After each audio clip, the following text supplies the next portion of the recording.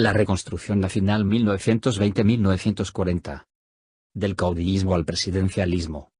A pesar de los esfuerzos por restaurar un orden constitucional posterior a la fase armada, los gobiernos emanados de la revolución vivieron una etapa de levantamientos preelectorales y conflictos entre grupos de poder encabezados por los caudillos. Esta etapa abarca desde el gobierno de Venustiano Carranza de 1917 a 1920, hasta la reelección y muerte de Álvaro Obregón en 1928, con el Plan de Agua Prieta, que derrocó a Carranza. Se alzaron los jefes sonorenses y Álvaro Obregón tomó el poder como presidente electo, 1920-1924. Tras un breve interinato de Adolfo de la Huerta, Obregón demostró su capacidad político-militar al impulsar la rebelión de Agua Prieta, primero, y al pacificar al país ya como caudillo desde el poder ejecutivo.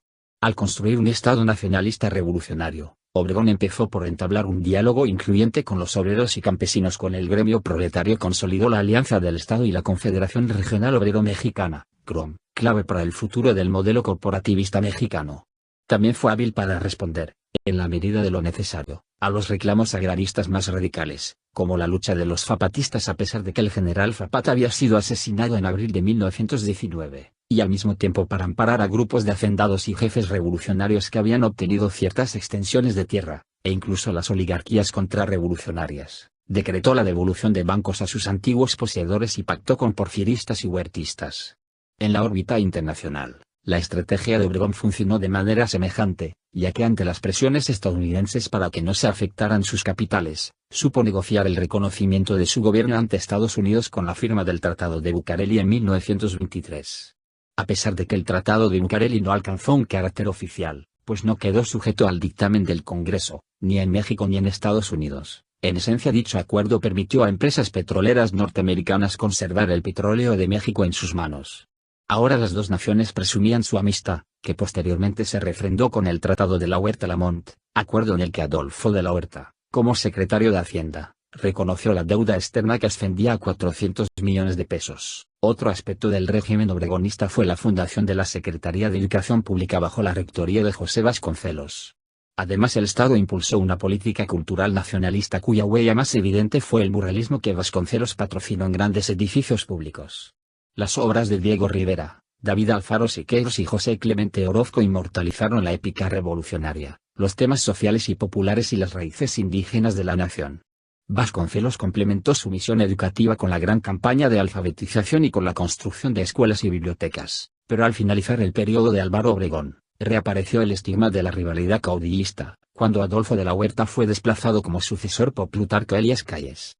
La rebelión huertista estalló en diciembre de 1923 y provocó otra vez la inestabilidad electoral, aun cuando fracasó rotundamente en su intento por tomar el poder.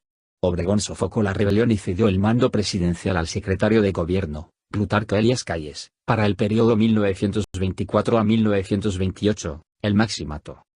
Calles heredó un gobierno estable con el respaldo del ejército y de los organismos populares y muy buenas relaciones con Estados Unidos. Se trató de una etapa de incipiente institucionalización de la revolución y afanes civilistas. Estableció varias comisiones para imponer un orden político-económico que le diera certidumbre a la inversión. Entre otras destaca la Comisión Nacional Bancaria, la Agraria y la de Caminos. La fundación del Banco de México y el Banco de Crédito Agrícola que permitieron un mejor aprovechamiento de los recursos financieros bajo la rectoría del Estado.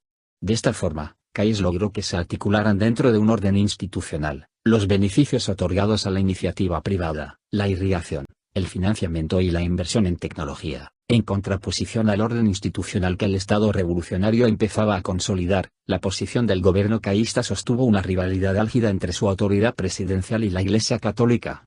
Su política anticlerical, en parte resultado de la práctica de preceptos constitucionales y en parte como una actitud radicalizada del propio Calles, devino en un levantamiento armado que el clero impulsó a partir de 1926, al sentir amenazados sus intereses. La revolución cristera se extendió por Jalisco, Colima, Michoacán, Guanajuato, Zacatecas, Querétaro, Aguascalientes, principalmente, y tuvo un impacto nacional con severas consecuencias para la estabilidad y para el modelo corporativista que había empezado a establecerse como estrategia del Estado revolucionario. Amplios sectores campesinos tomaron partido por la Iglesia a grito de Viva Cristo Rey, y dejaron de responder a los llamados del gobierno por integrarse a los beneficios de la reforma agraria y de la Revolución Mexicana. La situación se agravó en 1928, pues la sucesión presidencial sobrevino en un clima de conflicto y guerra entre los poderes estatal y clerical. En esta coyuntura, el general Obregón movilizó toda su influencia en aras de una reelección. Los seguidores de Obregón lograron que se modificara la Constitución para permitir que por segunda vez dicho general aspirase a la presidencia de la República. Hubo, desde luego, opositores a la pretensión reeleccionista de Obregón. La era del caudillismo en tiempos electorales seguía siendo la tónica de la vida nacional. Y como consecuencia de esta situación, Álvaro Obregón, después de obtener el triunfo como presidente electo, sufrió un atentado que le costó la vida en julio de 1929. El país se vio repentinamente sumido en una especie de orfandad al faltar el presidente designado para el periodo de 1928 a 1932, y bajo el estigma de la rebelión cristera aún sin resolver. Tras el asesinato de Álvaro Obregón, Plutarco Elías Calles afirmó, al finalizar su gobierno, que no intentaría la reelección y que en México había concluido el caudillismo para dar inicio a la era de las instituciones. Estas fueron las circunstancias en las cuales el general Calles tuvo que sostener un fuerte liderazgo político y militar y actuar de forma velada detrás de la presidencia interina, asignada al licenciado Emilio Portes Gil. A dicho control callista sobre el poder ejecutivo durante los siguientes años, se le conoce como la era del maximato. Emilio Portes Gil asumió en 1929 el mando de la nación en condiciones sumamente adversas. Después de más de una década de haber sido promulgada la Constitución de 1917, era evidente que la institución presidencial no tenía solidez y que la lucha por la sucesión representaba graves riesgos. Con el propósito de contrarrestar la nociva influencia de esta situación cíclica sobre las instituciones, se integró ese año el Partido Nacional Revolucionario, PNR, expresión de un pacto entre los grupos de poder político y militar para fortalecer el nexo entre la presidencia y las masas corporativistas. Si se analizan los logros de Portes Gil entre diciembre de 1928 y febrero de 1930, resulta evidente que la creación del PNR fue la clave para impulsar un diálogo con los representantes de la Iglesia Católica y poner fin a la Revolución Cristera, consolidar la autonomía universitaria, pacificar al país y convocar elecciones extraordinarias que facilitaran la sucesión sin crisis. El modelo político postrevolucionario recobraba el rumbo.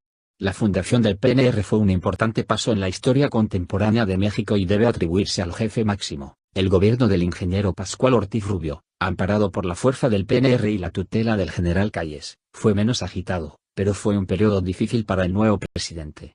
La crisis económica de Estados Unidos generó consecuencias nocivas para las exportaciones mexicanas y el Estado tuvo que ejercer una política proteccionista con aranceles a las importaciones. Bajo la presidencia de Pascual Ortiz Rubio se estableció el Código Federal del Trabajo y se adoptó la doctrina Estrada que definió la política internacional de México a favor de la libre autodeterminación de los pueblos. Con estas medidas el Estado expresaba su capacidad de dirección, que otra vez comenzaba a ejercer, aunque la institución presidencial todavía no alcanzaba toda la fuerza del presidencialismo, típico del sistema político mexicano en las décadas siguientes. Se sabe que la presidencia de la nación se hallaba manipulada por el jefe máximo, lo cual resultó evidente en 1932, cuando Pascual Ortiz Rubio se vio orillado a renunciar a su cargo, ya que el general Calles nunca lo dejó actuar por cuenta propia, el plan sexenal y el cardenismo. La renuncia de Ortiz Rubio fue un nuevo descalabro para la estabilidad política, pero no tuvo grandes repercusiones. El Congreso nombró al general Abelardo Rodríguez como sustituto de Ortiz Rubio, mientras el Partido Nacional Revolucionario, PNR, cerraba filas al pactar un plan sexenal que tenía como objetivo fortalecer en definitiva la presidencia. Y se acordó ampliar de 4 a 6 años el mandato del Ejecutivo a partir de 1934 y revestir a dicha institución con la misión de realizar las tareas revolucionarias pendientes. Por lo pronto, a Abelardo Rodríguez le tocaron tareas propedéuticas como la fundación de Nacional Financiera, la expedición de la Ley del Salario Mínimo y la fundación del Departamento Agrario. El interinato de Abelardo Rodríguez significó un enroque previo a la nueva estrategia política presidencialista que el plan sexenal instituyó. Al asumir el mando el general Lázaro Cárdenas, el general Lázaro Cárdenas del Río gozó de un apoyo multisectorial que le permitió sentar las bases del presidencialismo en México, apoyado por el ejército y por corporaciones obreras y campesinas. También se posicionó como líder del partido y como el dirigente de la nación dispuesto a cumplir con las grandes demandas de la revolución. Le resultó fácil expulsar a Plutarco Elías Calles cuando el jefe máximo pretendió manipularlo y movilizar las bases obreras en su contra.